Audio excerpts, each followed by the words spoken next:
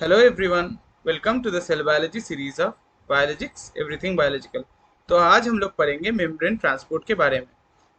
आज पहले देख लेते हैं कि मेम्ब्रेन ट्रांसपोर्ट का प्रिंसिपल्स क्या है। ये पार्ट बहुत ही इंपॉर्टेंट है। ये C S I R NET GATE बाकी एग्जाम्स के लिए बहुत ध्यान से सुनिए।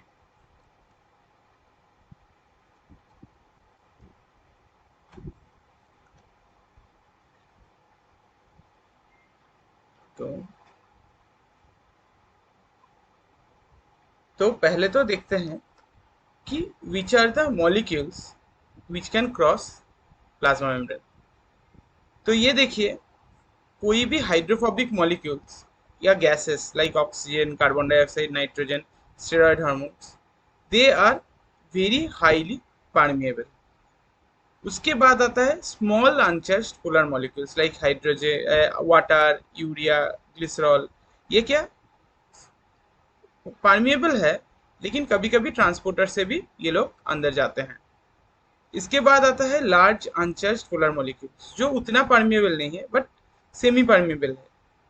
और आयंस है जो रिपल करता है, जो बिल्कुल भी आपका ट्रांसपोर्ट नहीं हो सकता है।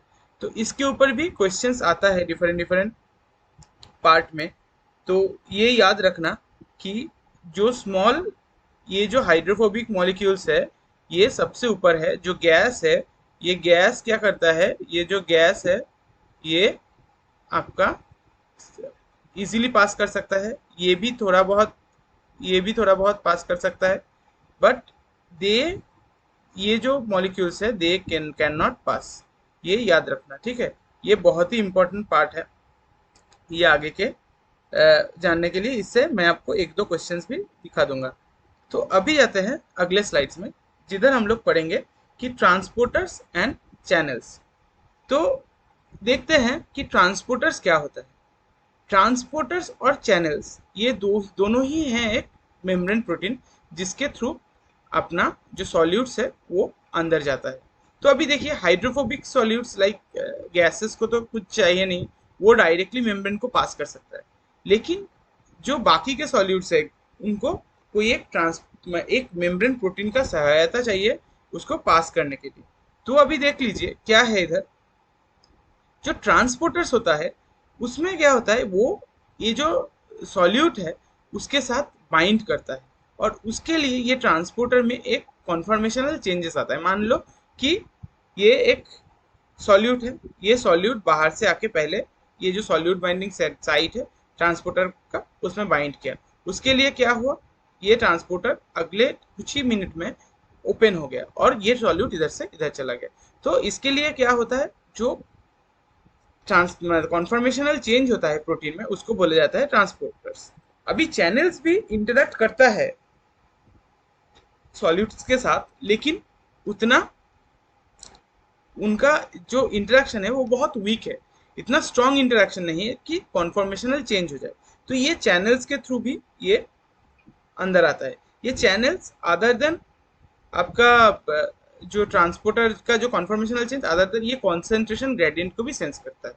तो ये चैनल्स और ये ट्रांसपोर्टर में फर्क है। मतलब ये बहुत ही अच्छे से बाइंड करता है, एक कॉन्फॉर्मेशनल चेंज करता है अपने आप में, इसको बोला जाता है ट्रांसपोर्टर। लेकिन जो चैनल्स होता है उसमें कोई कॉन्फॉर्मेशनल चेंज नहीं रहता है, वो बस एक सॉल्यूट को वीकली बाइंड करता है और उसमें से उसको पास करता है। ये एक पोर टाइप का है, होल टाइप का है, जबकि ये एक क्लोज्ड गेट है।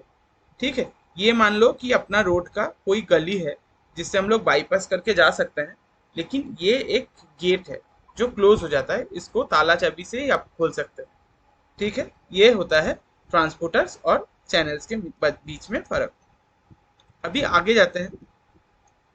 तो दो टाइप का ट्रांसपोर्ट होता है। एक तो पैसिव ट्रांसपोर्ट होता है, जिसको पैसिव ट्रांसपोर्ट बोला जाता है, और ये है पैसिव ट्रांसपोर्ट। पैसिव ट्रांसपोर्ट मतलब क्या होता है कि जो ट्रांसपोर्ट के लिए हम लोगों को कोई भी एटीपी खर्चा नहीं करना, कोई भी एनर्जी लॉस नहीं करना पड़ता है, उसको बोला था पैसिव ट्रांसपोर्ट।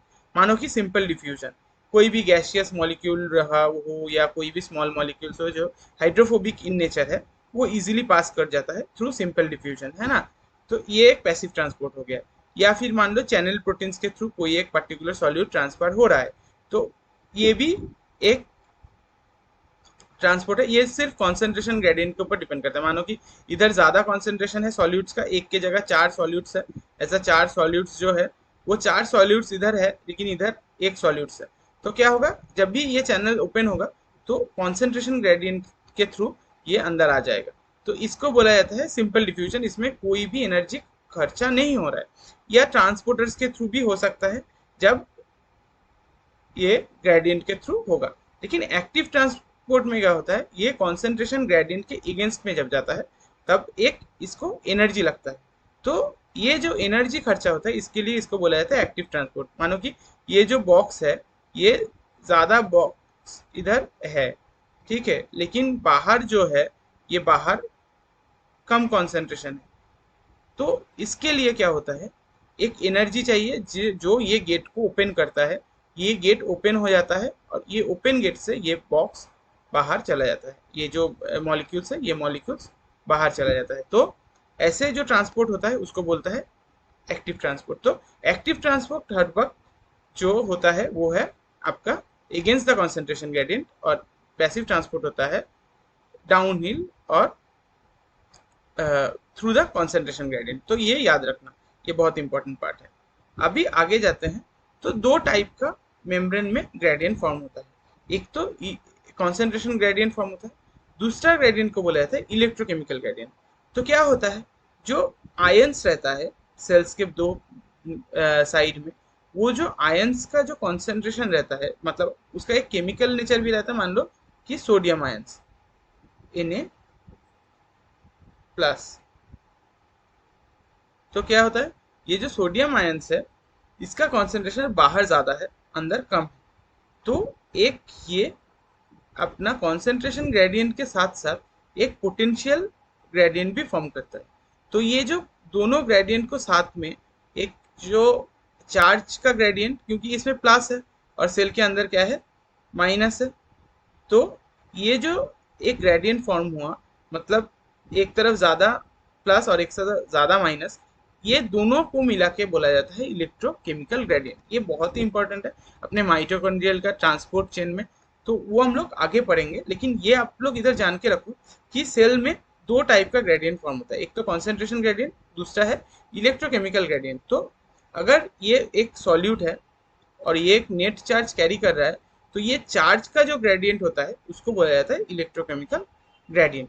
तो ये है एक electrochemical gradient with potential negative inside, ये है पोटेंशियल पॉजिटिव इनसाइड, और ये विथ नो मेम्ब्रेन पोटेंशियल, मतलब इधर अंदर कोई भी ग्रेडियंट नहीं है। तो ये जान लीजिए कि इलेक्ट्रॉन ट्रांसपोर्ट चेन में ये बहुत ही यूज होता है, जो हम लोग अपना आगे माइटोकॉन्ड्रिया का जब स्टडी करेंगे, माइटोकॉन्ड्रिया का, तो हम लोग उसमें पढ़ेंगे, ठीक है।